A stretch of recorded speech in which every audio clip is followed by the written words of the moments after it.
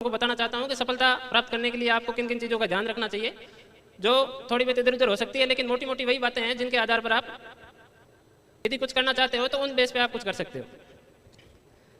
मुझे लगता है कि मैं मेरे लिए पर्सनल बता सकता हूं कि यदि मैं 10वीं से यदि एसटीसी का सपना नहीं देखता और मुझे कोई अच्छा गाइडेंस करने वाला होता तो मैं 6 साल टीचर बनने के बाद मुझे आरएस बनना पड़ता, ऐसा नहीं होता।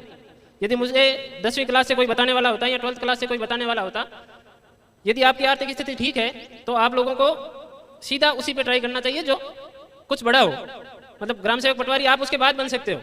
यदि कोई बच्चा है जिसको आपने 3 साल दिल्ली पढ़ा लिया या जयपुर पढ़ा लिया और बढ़िया उसने तैयारी करी है, तो वो कुछ पहले बड़ी चीज़ पे ट्राई करे, उसके बाद जो पटवारी ग्राम सेवक है, कांस्टेबल है, वो उसके बाद आराम से बन सकता है किसी भी हालत में।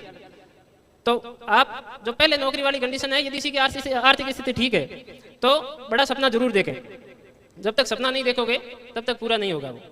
बहुत सारे लोग यहाँ हैं, बहुत टैलेंटेड लोग हैं, जो मैंने मेरे साथ 3rd ग्रेड टीचर देखे हैं जो मुझे लगता है कि मेरे से बहुत बेहतर थे, लेकिन उन्होंने कभी सोचा नहीं कि मैं कुछ बड़ा कर सकता हूँ, इसलिए वो आज टीचर है।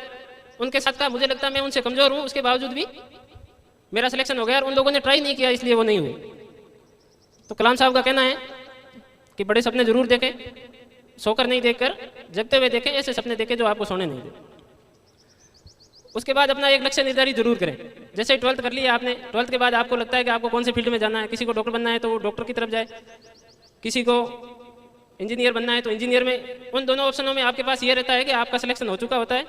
यदि पीएमटी कर ली तो आपको डॉक्टर बनना है, और आईआईटी में या AIEEE में हो गया है तो आप उसमें से सीधा इंजीनियर बनोगे। आर्ट्स के साथ ये ऑप्शन रहता है कि आप उसके अंदर बहुत सारे वेरिएशन है, बहुत सारे ऑप्शन है जिनमें आप जाना चाह सकते हैं।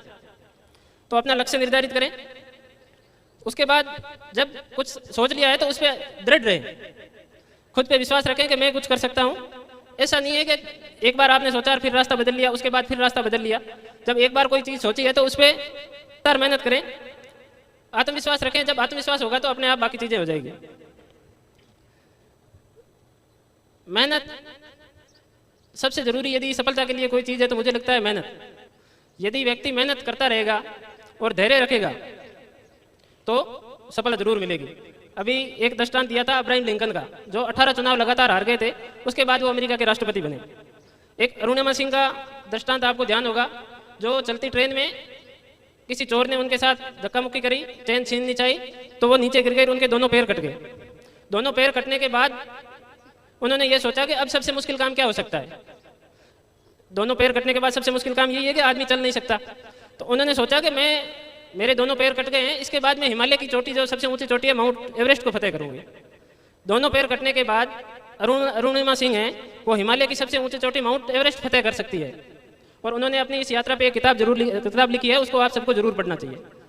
तो कोई इंसान यदि सोच ले, धैर्य रखे, लगातार मेहनत करे, तो अरुणिमा सिंह पैर कटने के बाद यदि माउंट एवरेस्ट पे पहुंच सकती है तो आप लोग क्या नहीं कर सकते।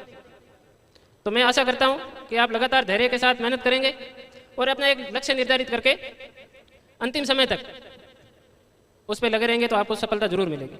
इसके अलावा मैं अभिभावकों को एक बात जरूर कहूँगा कि अपने बच्चों को फ्रीडम जरूर दें, लेकिन उसके साथ सिर्फ एक चीज़ का ध्यान रखें कि उसकी संगति कैसी है। यदि भी बच्चे की संगति अच्छी है तो बच्चा नहीं भटक सकता। उसके दोस्त कौन है, बाकी वो मोबाइल देख रहा है या और कोई चीज़ कर रहा है, उसमें आप जब तक उसकी संगति खराब नहीं होगी तब तक वो गलत रास्ते पे नहीं जाएगा। तो अपने बच्चों के आसपास के माहौल को और उसकी संगति को आप जरूर ध्यान रखें। एक बात और, आप सभी अभिभावक अपने बच्चों को बड़ा करने के लिए जरूर प्रेरित करें। उसे ये नहीं बोले कि आप लोग कोई न कोई छोटी नौकरी ले लो, किसी तरीके एक बार मास्टर बन जाओ, एक बार पटवारी बन जाओ। इस बात से मुझे भी लगता है कि मैं इस वजह से 6 साल लेट सिलेक्शन हुआ। यदि मैं शुरू से ये चीज़ करता तो मेरा पहले सिलेक्शन हो सकता था। तो आप सब लोग बच्चों के लिए, जहाँ हम लोग बैठे हैं, एक दिन आप वहाँ बैठें, तभी इस सेमिनार की सार्थकता होगी। और अमृता देवी शिक्षण संस्थान ने जो ये सेमिनार आयोजित किया है, ये तभी सफल है जब आप में से कुछ लोग सामने आके बैठे, उसके बाद मोटिवेशनल स्पीकर बन के भाषण दें, तभी हमारा आना सफल होगा। बहुत बहुत धन्यवाद।